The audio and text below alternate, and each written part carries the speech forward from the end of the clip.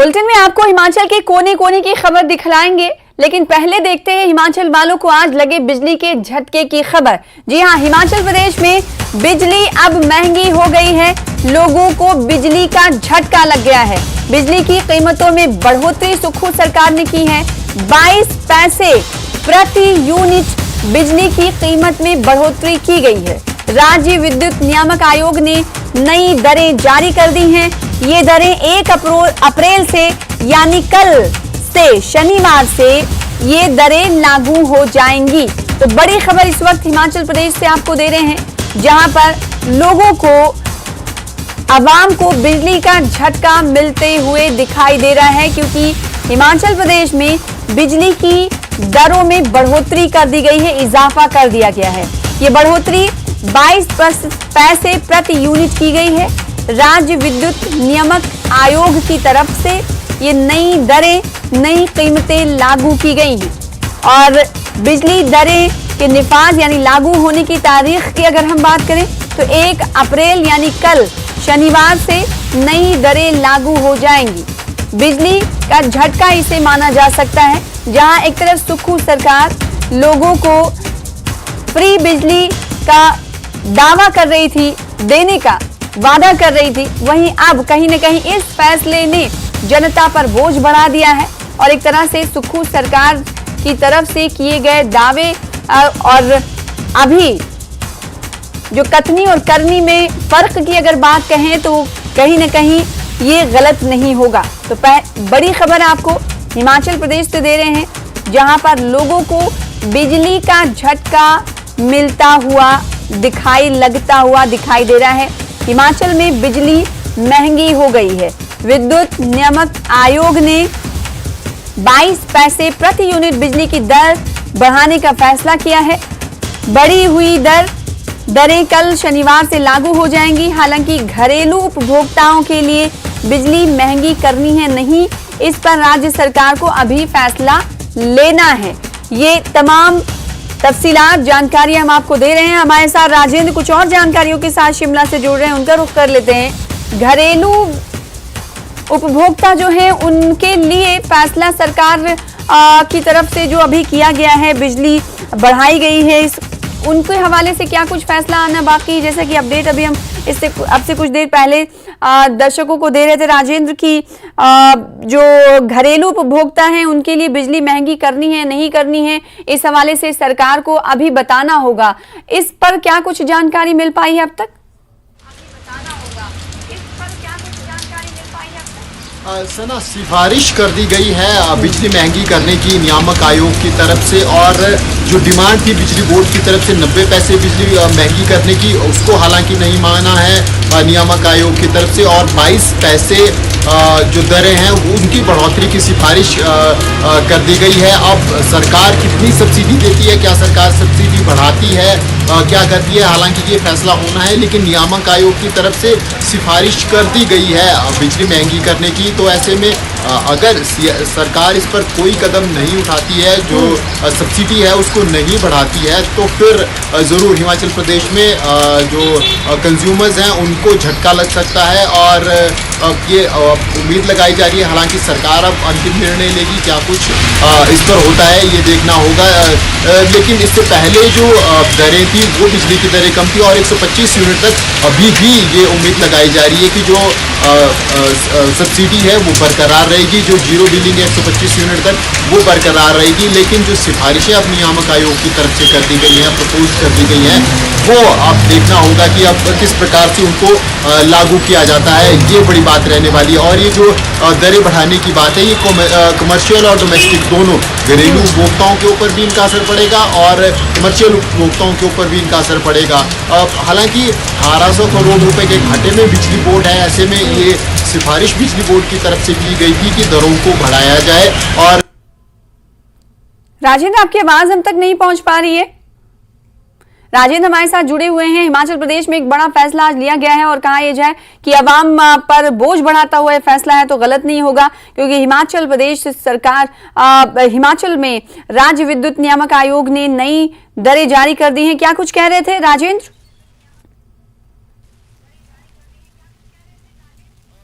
बिल्कुल, ये अब सरकार के ऊपर निर्भर करता है कि सरकार सब्सिडी को बढ़ाती है या नहीं बढ़ाती है। जो टैरिफ नियामक आयोग की तरफ से लागू प्रपोज किया गया है उसको लागू किया जाता है। अब ये देखना होगा अब सरकार इसके ऊपर क्या निर्णय लेती है, लेकिन फिलहाल अभी तक जो बड़ी बात सामने आ रही है वो यही है कि बढ़ाने प्रपोज किया गया है कि 22 पैसे बिजली महंगी हिमाचल प्रदेश में हो जाए, की जा सकती है। और ये सभी के ऊपर प्रपोज की गई है, चाहे वो डोमेस्टिक कंज्यूमर है या फिर कमर्शियल कंज्यूमर है। अब सरकार ने क्योंकि सत्ता संभालने से पहले कांग्रेस ने वायदा किया था कि 300 यूनिट तक जो बिजली के बिल हैं वो माफ किए जाएंगे। 125 यूनिट तक अभी राजन एक चीज और समझना चाहेंगे, क्योंकि आपने आपसे कुछ देर पहले कहा कि विद्युत बोर्ड ने, बिजली बोर्ड ने ये प्रस्ताव दिया था नियामक आयोग को 90 पैसे प्रति यूनिट दरें बढ़ाई जाएं बिजली की।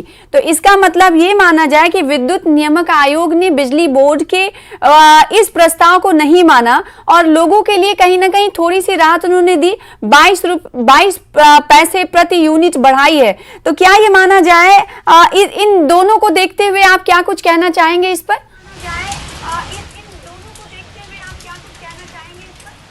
सना, नियामक आयोग ने कुछ खर्चे विद्युत बोर्ड की तरफ से प्रपोज किए जाते हैं, अपनी बैलेंस शीट शो की जाती है, उसमें कुछ खर्चे उन्होंने प्रपोज किए और घाटा उन्होंने दिखाया कि मेंटेनेंस और रिपेयर वर्क जो होता है इलेक्ट्रिसिटी बोर्ड को, नई तारें बिछाने और लगातार जिस प्रकार से मीटर चेंज किए जा रहे हैं, मेंटेनेंस की जा रही है, इसके अलावा एम्प्लॉयज़ की सैलरी है, ये तमाम खर्चे शो किए जाते हैं बिजली बोर्ड की तरफ से।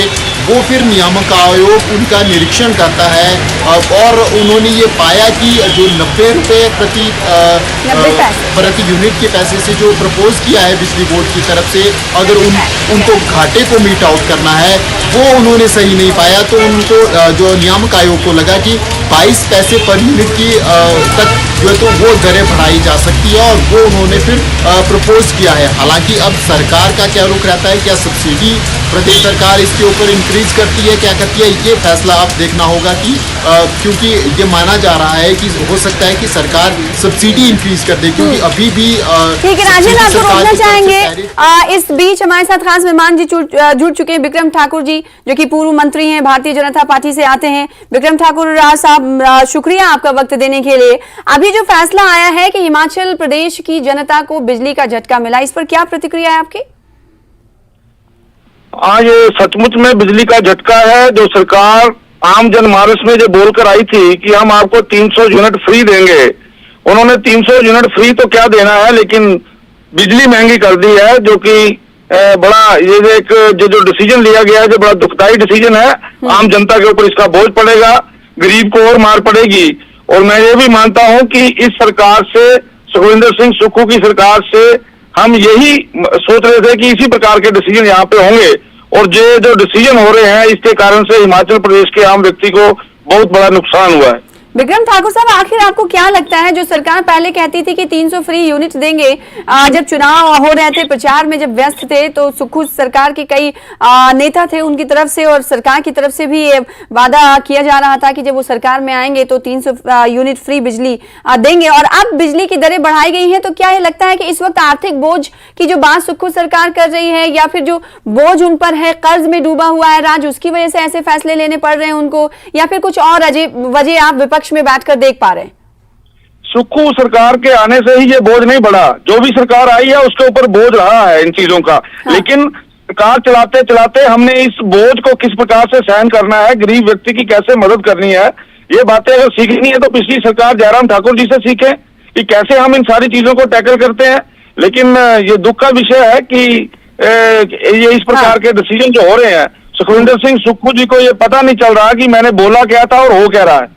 इसलिए जो कुछ भी हो रहा है, पहले सारी की सारी गारंटियों के बारे में झूठ बोल के ये सरकार आई है और अब जो झूठ बोला है उसके साथ साथ जो इस प्रकार का बोझ पड़ रहा है, आने वाले दिनों में जब भी कोई चुनाव होगा तो इसका जो है खमियाजा कांग्रेस को भुगतना पड़ेगा। लेकिन विक्रम ठाकुर साहब, अभी 100 दिन से कुछ दिन ही ज्यादा हुए हैं सुक्खू सरकार को, हो सकता है कि आने वाले दिनों में ये जो बढ़ोतरी हो रही है उसमें कमी की जाए? हाँ, तो जब कमी होगी आपका, या फिर इजाफा होगा? जब भी कमी होगी या इजाफा होगा तो दोबारा से मुझे जोड़ना आप, उस समय मैं वहां रिएक्शन दूंगा वो। हाँ। लेकिन आज की तारीख में तो मैं यही बोलना चाहता हूं कि ये एक ऐसा डिसीजन है जिसके कारण से आम व्यक्ति को बड़ी मार पड़ी है। तो आपको क्या लगता है कि कुछ इसमें संशोधन होने चाहिए? क्या आप ये अनुमान निश्चित लगा तौर से सकते हैं संशोधन कि हाँ। पिछली सरकार ने 125 यूनिट जो है वो गरीब व्यक्ति के लिए छोड़े हुए हैं। अच्छा होता कि ये सरकार कोई ऐसा डिसीजन लेती जिसके कारण से जो गरीब तो अभी तो व्यक्ति है उसको सरकार ने राहत इस दी हवाले जाए। से कुछ अभी प्रतिक्रिया दी नहीं है ना, अभी प्रतिक्रिया आनी बाकी है। क्या किया 125 यूनिट फ्री बिजली पहले से ही गरीब लोगों को जो आप लोग दे रहे थे वो देगी सरकार या नहीं देगी सरकार, इस हवाले से वो फैसला लेंगे? तो आप नहीं, क्या अनुरोध करना चाहेंगे सुक्खू सरकार हम तो यही अनुरोध करना चाहेंगे कि ये जो बढ़ोतरी की है इसको वापस लिया जाए। इसके अलावा जो 125 यूनिट फ्री बिजली भाजपा वो सरकार दे कंटिन्यू रही है चलना गरीब चाहिए, लोगों को, वो गरीब के लिए चलना चाहिए, कंटिन्यू चलना चाहिए। अभी तो चल रहा है ना? हाँ जी चल रहा है जी, चल रहा है। अभी आपको क्या लगता है कि भाजपा, हम ये देख रहे हैं कि रोजे अव्वल से सुक्खू सरकार को घेरने में जुटी हुई है। अभी जो फैसले सरकार ले रही है, ये फैसला जो भी लिया है सुक्खू सरकार ने, वो जाहिर सी बात है अवाम पर बोझ बढ़ाने वाला है। महंगाई आप मानते हैं कि हिमाचल प्रदेश में बढ़ी हुई है, तो आपको लगता नहीं कि हिमाचल प्रदेश में और जनता बोझ के तले दब रही है? बिजली के झटके के तौर पर हिमाचल प्रदेश की जनता और परेशान होगी? निश्चित कैसे तौर आप इस मुद्दे को और उठाएंगे? कुछ तैयारी है आपकी? पहले दिन से ही मुद्दे उठ रहे हैं, इंस्टीट्यूशन बंद होने की बात हुई है, मुद्दे उठे हैं। आपके सीमेंट की इंडस्ट्री बंद हुई है तो मुद्दे उठे हैं। और इस प्रकार के जो डिसीजन हो रहे हैं, जब जब भी इस प्रकार की बातें होंगी भारतीय जनता पार्टी इसका विरोध करेगी। तो यानी बिजली पर भी घेरने के लिए पूरी तैयार है भाजपा? निश्चित तौर से, निश्चित तौर से। इसके अलावा अगर बात करूं विक्रम जी मैं आपसे कि क्या बिजली की जो दरें बढ़ाई गई हैं, अभी तो आप रिएक्शन दे रहे हैं, क्या नेता विपक्ष इस हवाले से सरकार से फोन कॉल बात करेंगे? क्योंकि पिछले दिनों हमने देखा कि कई ऐसे मुद्दे रहे जिन पर बजाते खुद नेता प्रतिपक्ष ने बात भी की, सीएम सुक्खू सरकार से डी नोटिफाई के फैसले की अगर हम बात करें तो उस पर भी बात की कि इस फैसले को वापस लिया जाए। तो क्या बिजली की दरों के हवाले से भी कुछ ऐसी कोशिशें की जा सकती हैं सरकार से? मैंने तो आपके चैनल से अपील कर दी है। वो माननीय श्री जयराम ठाकुर जी से बात करके पता करें आप वो क्या करना चाहते हैं। वो पक्का निश्चित तौर पे वो इसका विरोध करेंगे और सरकार से बोलेंगे कि इसको वापस लिया जाए। कई मुद्दों को लेकर हमने देखा है कि चाहे वो सदन हो या असेंबली फ्लोर हो या फिर सड़क हो, उस पर भाजपा सुक्खू सरकार को घेर रही है। अब ये बिजली की जो कीमतें हैं वो लोगों को कहीं ना कहीं परेशान करने वाली हैं, तो क्या इस मुद्दे पर भी आप सड़कों पर उतरेंगे? बिल्कुल उतरेंगे। कल से ये लागू हो रही है, आपको पता ही होगा, तो क्या माना जाए कि आने वाले दिनों में ही आप सड़कों पर होंगे? हाँ बिल्कुल उतरेंगे जी। बहुत शुक्रिया हमारे साथ जुड़े। जी विक्रम साहब क्या कुछ कह रहे हैं? Thank you. हाँ जी बोलिए। विक्रम जी हमारे साथ जुड़े हुए थे, पूर्व मंत्री भाजपा के कद्दावर नेता। उन्होंने सीधे तौर पे कहा कि हम सरकार को घेरने के लिए पूरी तरह से तैयार हैं और जो फैसला सरकार ने लिया है लोगों के ऊपर परेशानी बढ़ाने का, बिजली की दरें बढ़ाकर वो कहीं ना कहीं लोगों को और परेशान करने के लिए काफी है। क्योंकि एक चीज और समझने की जरूरत है कि भाजपा की तरफ से कहा जाता है कि महंगाई नहीं है, लेकिन हिमाचल प्रदेश के पूर्व मंत्री जो कि भाजपा के लीडर हैं उन्होंने कहा कि हिमाचल प्रदेश में महंगाई है और जनता बोझ तले दब रही है। बहुत शुक्रिया आप तमाम का हमारे साथ जुड़ने के लिए। फिलहाल इसी के साथ अपना हिमाचल में रुकेंगे, छोटे से ब्रेक के लिए कुछ और खबरों के साथ जल्द लौटेंगे। ब्रेक के बाद एक बार फिर से आपका स्वागत करते हैं। आप देख रहे हैं अपना हिमाचल। राहुल गांधी की संसद सदस्यता रद्द होने पर शुरू हुआ बवाल थमने का नाम नहीं ले रहा है। कांग्रेस के नेता लगातार प्रेस कॉन्फ्रेंस कर केंद्र सरकार पर और बीजेपी पर हमला बोल रहे हैं। राहुल गांधी की सदस्यता रद्द करने को गलत ठहरा रहे हैं। आज हिमाचल में 9 जगहों पर कांग्रेस के नेताओं ने प्रेस कॉन्फ्रेंस की। शिमला में प्रतिभा सिंह और चंबा में पूर्व मंत्री आशा कुमारी और मंडी में पूर्व मंत्री कौल सिंह ठाकुर ने प्रेस कॉन्फ्रेंस कर बीजेपी पर हमला बोला। वहीं बिलासपुर में कांग्रेस के वरिष्ठ नेता रामलाल ठाकुर, तो हमीरपुर में विधायक राजेंद्र राणा और ऊना में कांग्रेस के राष्ट्रीय प्रवक्ता कुलदीप कुमार ने प्रेस कॉन्फ्रेंस की और राहुल गांधी की सदस्यता रद्द किए जाने पर सवाल उठाए। एक कोर्ट में सूरत में कि किस तरीके से राहुल जी के ऊपर एक केस बनाया गया और उस पे उनकी सदस्यता भी लोकसभा की रद्द की गई और तुरंत उस पे एक्शन लेने के लिए स्पीकर ने आदेश दिए। और ये भी एक बहुत ही दुखद घटना थी। ना हमने कभी ऐसा देखा ना सुना जो कि इस बार पार्लियामेंट में हमको देखने को मिला। कि जो लोग हिंदुस्तान के पब्लिक का पैसा लेकर के भाग रहे हैं वो पैसा पब्लिक के बीच आए। राहुल गांधी जी के द्वारा उठाया सवाल मैं फिर यहाँ से उठा रही हूँ कि सारी जनता, हिंदुस्तान की जनता और चंबा जिले की जनता जानना चाहती है कि वो 20,000 करोड़ रुपए कहाँ से आया और किसका है।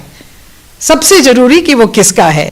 और राहुल गांधी ने अगर ठीक कहा है और उसको षड्यंत्र के तहत जो है फंसाया गया है और राहुल गांधी के खिलाफ पूरी एजेंसियां लगा दी गई है, कांग्रेस के खिलाफ एजेंसियां लगा दी है, विरोधियों के खिलाफ एजेंसियां लगा दी है, तो हम ये कहना चाहते हैं आप लोगों के माध्यम से जनता को कि हम चुप बैठने वाले नहीं हैं और हिंदुस्तान जो दुनिया का सबसे बड़ा लोकतंत्र है उस लोकतंत्र को बचाने के लिए हम सब लोग प्रयास करेंगे। परंतु आज राहुल गांधी संसद में जिस तरीके से आवाज उठा रहे थे, उनकी आवाज को सुनने की बजाय कि उसका जवाब देने की बजाय एक माननीय कोर्ट में एक जो अमान हानि का मुकदमा चल रहा था, बंद पड़ा था, उसको खोला गया और 7 दिन के अंदर में फैसला कराया गया। और फैसला जो हुआ, हम उस पर नहीं जा रहे हैं, और फैसला जो हुआ है उसमें उनको 30 दिन का वक्त दिया गया है कि 30 दिन के अंदर जो है आप अपनी अपील दायर कर सकते हैं, वहां से आप रिलीफ ले सकते हैं। उसका इंतजार नहीं हुआ। ये हिंदुस्तान के इतिहास में पहली दफा हुआ कि किसी कोर्ट ने फैसला सुनाया और दूसरे दिन ही उनकी सदस्यता रद्द कर दी गई, 8 साल के लिए डीबार कर दिया गया और साथ में उनका जो निवास स्थान था, जो घर मिला था, वो भी उसको खाली करने के आदेश दिए। इस तानाशाही सरकार चल रही है। वहीं बीजेपी ने शिमला नगर निगम चुनाव को लेकर अपनी तैयारियां तेज कर दी हैं। आज बीजेपी प्रदेश मुख्यालय दीप कमल में बीजेपी नेताओं की बैठक हुई, जिसमें प्रदेश बीजेपी के कई बड़े नेता शामिल हुए। बैठक में पार्टी ने सभी 34 वार्ड के लिए पार्टी प्रभारियों का ऐलान किया। बीजेपी के शिमला नगर निगम प्रभारी और पूर्व मंत्री सुखराम चौधरी ने कहा कि जल्द ही वार्ड पदाधिकारियों के साथ बैठक की जाएगी। सुखराम चौधरी ने कहा कि बीजेपी की जयराम सरकार और केंद्र की मोदी सरकार ने जो काम किए हैं उसी की बदौलत बीजेपी नगर निगम चुनाव में जीत का परचम लहराएगी। नगर निगम शिमला के चुनाव को लेकर एक बैठक प्रदेश कार्यालय में आज हुई है। उसमें बहुत से विषयों पर विस्तृत रूप से चर्चा हुई।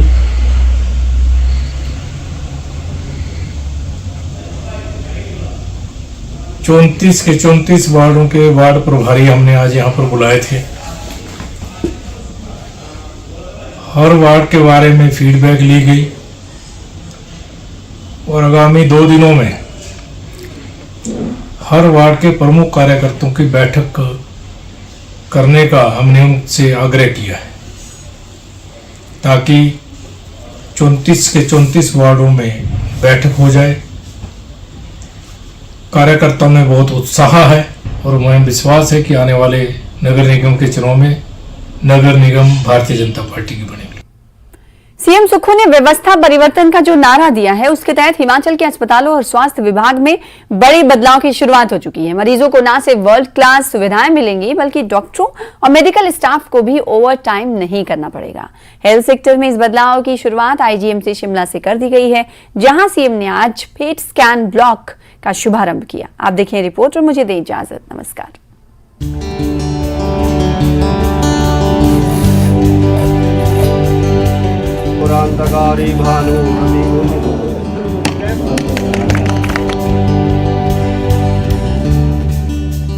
पीएससी से सीएससी जाएंगे, डिस्ट्रिक्ट हॉस्पिटल जाएंगे, टांडा मेडिकल कॉलेज जाएंगे, फिर वहां से ट्रांजिट होकर आईजीएमसी जाएंगे, आईजीएमसी से पीजीआई। एक सेट सा प्रोसीजर हो गया है।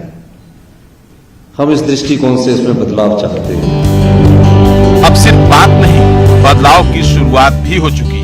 ये शिमला के आईजीएमसी की तस्वीर है, जहां सीएम ने विधिवत पूजा पाठ कर पेट स्कैन ब्लॉक का शुभारंभ किया,